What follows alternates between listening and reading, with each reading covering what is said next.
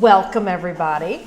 I'm Elizabeth Rezenbaugh, the Vice President of Development and External Affairs, and today we are here to celebrate 10 years of our children's place joining Coastal Horizons. Thank you, Ryan.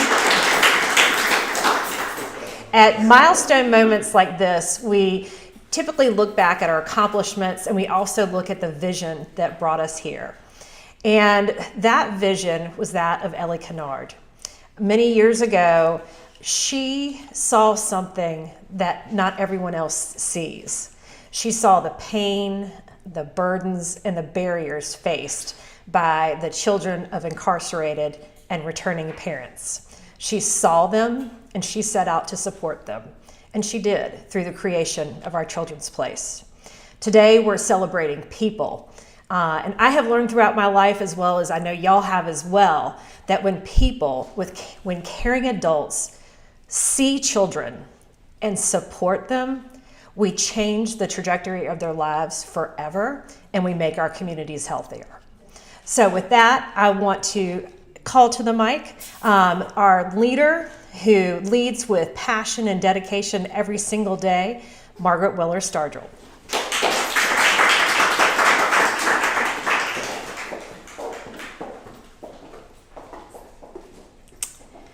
Wow. It's great to be here today. I don't know about the rest of you, but I woke up and it was summertime and now it's wintertime, so we see lots of changes in the weather over the next few days. But I really am thankful that we're all here today celebrating 10 years of our Children's Place joining Coastal Horizons.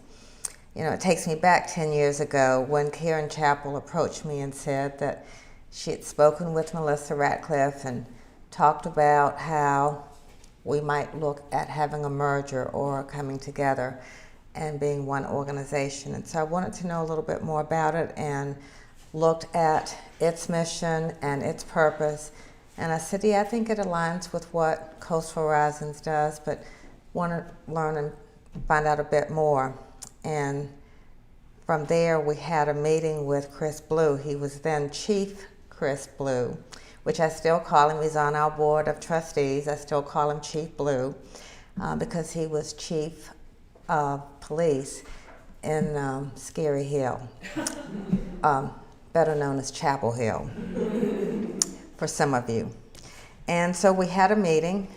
He came in his uniform and was a little intimidating because I'm sitting in this place where I know a few people. I'm thinking they're wondering why is she having to talk to this police officer or someone who's clothed in a uniform. But from there, he talked about the passion that the advisory board has for our Children's Place, how it is so critically important to have a resource available for children of incarcerated and returning parents. And from there, it was clear that we needed to make this decision to go forward. And so I'm really glad that we're here today and celebrating it. And thank you, Melissa, for all that you do and continuing to fulfill the vision and purpose of our Children's Place. And thank you all for being here to help us celebrate it. And I don't know if someone will talk later, or will you, Melissa, talk a bit about what we will be doing in the summer. But thank you all again, and I'm so thankful that we have this day to celebrate.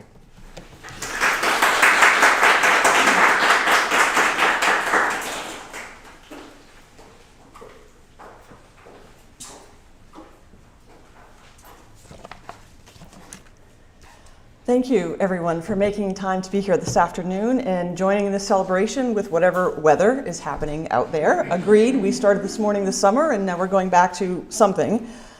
So 10 years ago, last month, a group of dedicated volunteers gathered in a conference room of a CPA firm in Chapel Hill. Sorry, Margaret, it was in Chapel Hill, CPA firm. That group was the OCP Board of Directors, and they were there for a merger vote. There was 100% attendance, which was amazing. Everyone was there. But also I had to remind myself this was pre-COVID, so pre-Zoom and pre-Teams. People actually had to be there, right? There was no logging on, but there were people there, the room was full. Senator Ellie Kinnaird, former Senator Ellie Kinnaird, made the motion. The vote was unanimous, but we had done our homework. We had talked to folks, and there was 100% agreement. The next important and exciting step for OCP was to merge with Coastal Horizons and become a coastal program. In true celebratory spirit, after that vote, we popped the cap on a bottle of sparkling non-alcoholic cider, passed around plastic cups, and toasted. Meanwhile, 2 hours down the road, a similar vote was taken with the Coastal Board. Not sure about the sparkling cider on this end. You'll need to check with Margaret about that. But votes were taken, paperwork was signed, and the OCP journey moved in a new direction. Asking Senator Kinnaird to make the motion was a deliberate and significant decision. As you've heard from Elizabeth, OCP was and always will be her baby. Her work in Carrboro and Chapel Hill, her work in Orange County and statewide, and undoubtedly beyond that, is legendary. Google a force to be reckoned with, and I'll bet you'll see Ellie. But it was her work with North Carolina Prisoner Legal Services that brought about OCP. She worked with women who were mothers who wanted desperately to see their children and have a relationship with them. They needed to know their children were loved, cared for, safe, and supported. It was that work which reinforced for Senator Kinnaird that the strong need for the state to do things differently was there. She fought diligently to secure state funding, was instrumental in leasing a building for $1 a year, and left no stone unturned in learning all she could about residential programs and services for women in prison and their children. She set us, me as the director, a dedicated board, and passionate volunteers on a clear path. But as often the case in life, the road forward can go to the left or the right, encounter a roadblock, or stumble across a hairpin turn. And that it did. The state funding and building were gone with a mere vote in Raleigh, a vote I was there for. As I tell folks, when I learned the news that day, I called Karen Chappell, then sat down on the sidewalk and cried. But it became quite clear after that this turn of events gave us both a challenge and an opportunity. Remember, the money went away, poof, but there were still children whose mothers were incarcerated. So the new path forward starting with broadening our focus, supporting children of incarcerated parents, mothers and fathers, and then broadening again, incarcerated and returning parents. We began submitting proposals to every conference in the state that focused on children, families, and the justice system. Our philosophy was, if you reject us this time, we will apply again next time. And we will keep applying until you accept us at your conference. I think folks eventually say yes, just so we'll stop asking. We started small with Parent Day in one prison. This spring we'll hold Parent Day in 6 prisons.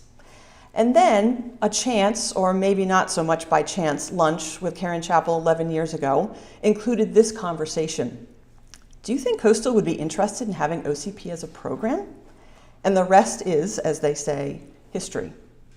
For quite some time, we've been referring to ourselves as a statewide education and advocacy program focused on supporting children of incarcerated and returning parents. At a goal-setting session with our advisory board a couple weeks ago, a longtime advisory board member challenged us to change this to the statewide program. Maybe going from A to the is the next part of our journey. Let's see where it takes us. Thank you for being here. As Margaret said, we'll be gathering again over the summer for a bigger celebration, but we are here today to mark the 10th and also to focus on some artwork that came about as a result of this. I'm excited to be here to unveil, imagine it's veiled, unveil, and dedicate this beautiful piece of artwork. If you flip on the back of your program, you'll see a picture of the artists, and I am so fortunate to work with such a talented Justice Services team. Anna, who I think is behind the pillar, Brad, and Veranda, who shared their time and incredible talents to create this piece. Let me be very clear, I had absolutely almost nothing to do with this. Sure, I sent some photos and some background information, but in fact, I probably could not have been any more vague with them about what I thought we wanted. Artwork that, celebrates Ellie in, 10 years and make it happen, right? They invited me to one of their brainstorming sessions where Brad talked about the original vision, which was the tree and the strong trunk and the roots and the branches. I offered to attend other meetings, but they always said, "Nope, thanks for offering. We've got this covered. We'll let you know if you need anything," which is really what I took to be a polite way of saying, you are not being very helpful to this process. So I stepped aside, and I'm so glad that I did. Otherwise, I would have gotten in the way of this. I truly appreciate the fact that they included the element that I did ask for. At the bottom, you'll see a child, a parent, and a hat. And it says OCP on one of those hats. For those of you who have known OCP for any period of time, you are familiar with our hats, handcrafted and totally special. This is our partnership with the Women's Prison in Raleigh. We provide yarn to them. It's donated by community members, including some of you here today. And they create beautiful hats, scarves, baby blankets, and so much more that we use at various events throughout the year, but usually in the fall. I can hardly wait for Ellie, Senator Kinnaird, to see this piece. As Anna was explaining, they brainstormed, Brad did the initial, and then Veranda created this beautiful piece.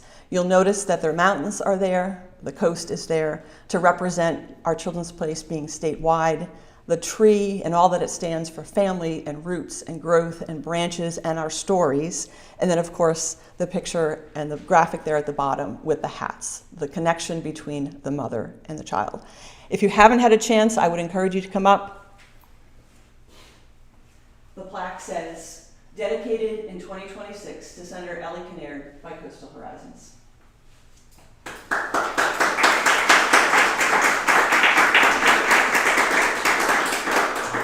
If we could have a round of applause for our artists, I think that would be amazing. Anna, Brad, and Veranda.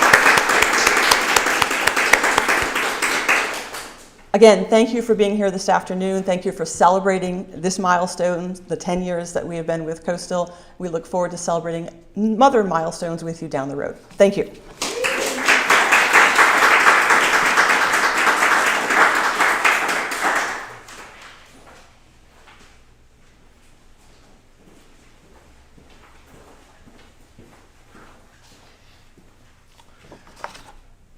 Good afternoon, and as the closing remarks, I think that the thing that I would really like to impress upon us is that 10 years ago, in my view, and I think many would share this, there was a seismic shift happening in Coastal. We were reminded yesterday that our roots as an organization started with serving children with a runaway youth shelter, but 10 years ago, there was a deliberateness happening. Whether we realized it or not at the time, OCP was joining us, Child First was joining us, day treatments across the area were joining us. We had just merged with Wilmington Health Access for Teens or started those discussions. Coastal Horizons was deliberately stepping into being the premier provider across the state for serving children. And with that, we also changed our mission statement. We added stronger families. And I think that the work that our Children's Place does every single day really emboldens why it was so important for the organization to add stronger families. And so when I look at the work that we do, sometimes we have this invisible barrier. I work in adult services. I work in justice services. I work in child services. We all serve families. And the work that we do, whether we are working with that incarcerated parent or that child in a home, or the advocacy on behalf of those families, we are shifting the state, we are shifting our communities. And Melissa, if it wasn't for your vision and your leadership, I know we're talking 10 years, but it has been, I believe I heard closer to 20 that you've been at the helm of OCP. And so thank you for that vision. Thank you for that leadership. And thank you for bringing OCP to Coastal Horizons to have us be a stronger organization serving families across the state. So.